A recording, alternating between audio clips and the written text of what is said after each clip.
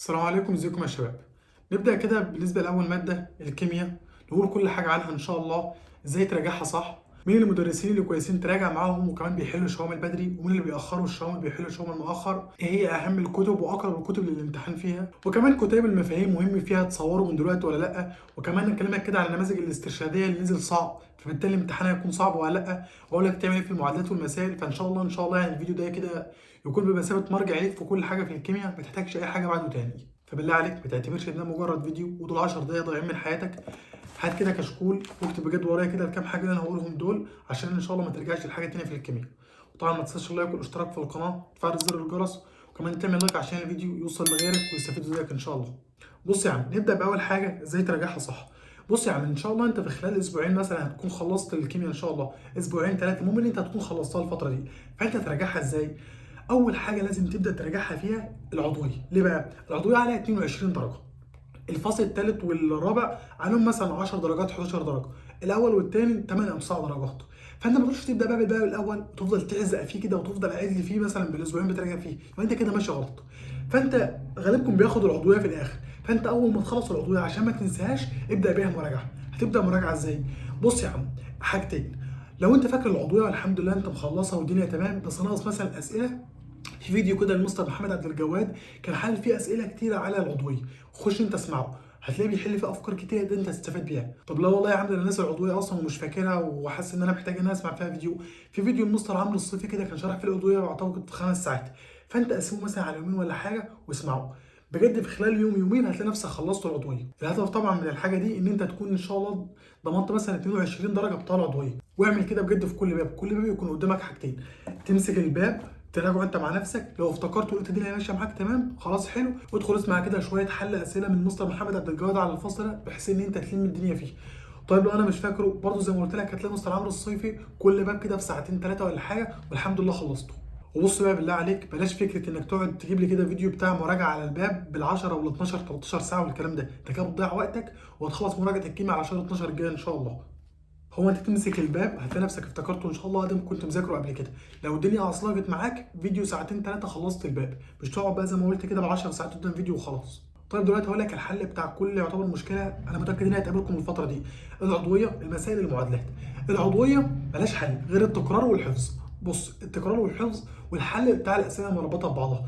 التكرار انك طبعا تجمع كل المعادلات، معادلات باب اول تاني تالت رابع، تجمع كل المعادلات دي في شكل مخططات. ما تقعدش يا عم تتعب نفسك وتقعد بقى تكتب مخططات. انا كنت كاتب المعادلات بتاع كل باب، هبعتها لك على التليجرام، اكتبها بس او احفظها وكل يومين ثلاثه راجع عليها، والله العظيم ان شاء الله المعادلات دي هتثبت، سواء زي ما قلت لك بتاع العضويه او بتاع اي باب من الكيمياء. حتى المعادلات بتاع الباب الثاني بتاع الكاتيونات والانيونات، كل الكلام ده ان شاء الله بجد هتلاقيني كاتب ابعته لك كده على التليجرام، اكتبه، مش عاوز منك حاجه انك تكتبه. هتلاقي معادلات الباب الاول صفحتين، صفحه وش وظهر، معادلات الباب الثاني اللي هي كاتيونات وانيونات في صفحتين ثلاثه، بجد كاتب كل معادله، العضويه كل مخطط. اكتب الحاجات دي كده في كشكول عندك، وخلال الفتره دي راجع لي عليها يا عم كل 5 6 ايام بس، هتلاقيها بجد ثبتت معاك. طيب تاني حاجه اقرب كتب ليها، بص يا عم، كتاب مندليف خليه اساسي يعني تجيبه ان شاء الله.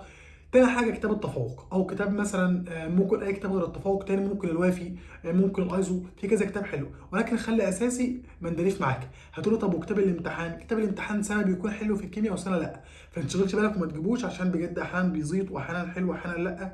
فيعني خليك في مندليف الاول وهات معاه التفوق مثلا. تالت حاجه تاخدها مع مين؟ مع المدرس اصلا انت بتاخد معاه، بلاش بقى شغل انت تقعد تغير كل شويه ده. طب المدرس بتاعنا مش عاجبني، عادي مفيش مشكله سيبه وشوف اي مدرس يعجبك، مستر خالد صقر، مستر محمد عبد الجواد، اي مدرس يعجبك وانت شفت خطته كويسه توكل على الله. ما تقعدش بقى كل مدرس كده يعجبك انا هشترك مع 3 4، مش هتعرف تعمل اي حاجه.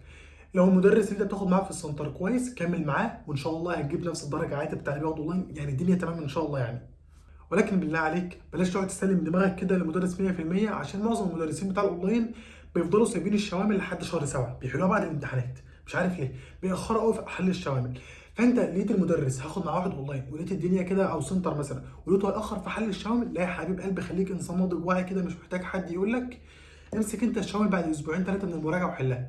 غلطت في شويه اسئله عادي ان شاء الله ما تراجعها هتفتكرها، ولكن اهم حاجه ما تقعدش راكن الشوامل لحد قبل الامتحان بيومين ثلاثه، هتلاقي الدنيا باظت منك بجد.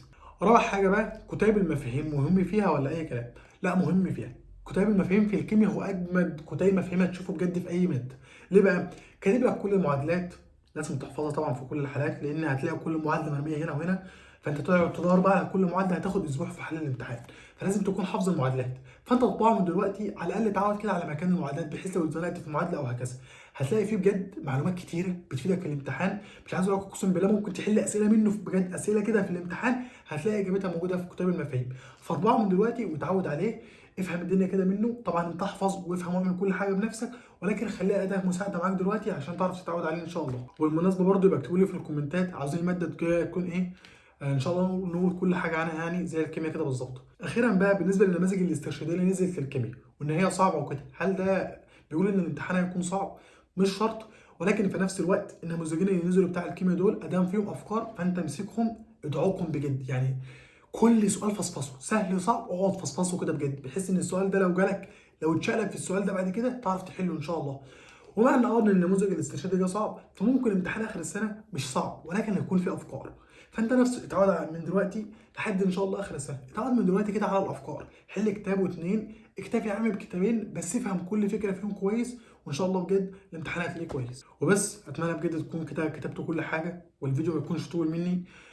بجد انا قلت كل حاجه، ان شاء الله ان شاء الله مش هحتاج اي حاجه كده في الكيمياء تاني. فاكتبوا لي زي ما قلت لكم في الكومنتات عاوزين الماده الجايه ايه. وطبعا ادخلوا في جروب التليجرام، هبعت لكم عليه كل الحاجات اللي انا قلت لكم عليها دي، اكتبوها بالله عليكم، ما تعتبروش كده ان دول كام دقيقه ضاع منكم. وطبعا اعمل لايك عشان الفيديو يوصل لغيرك ان شاء الله ويستفيدوا زيك. بس اشوفكم في فيديو جديد. سلام.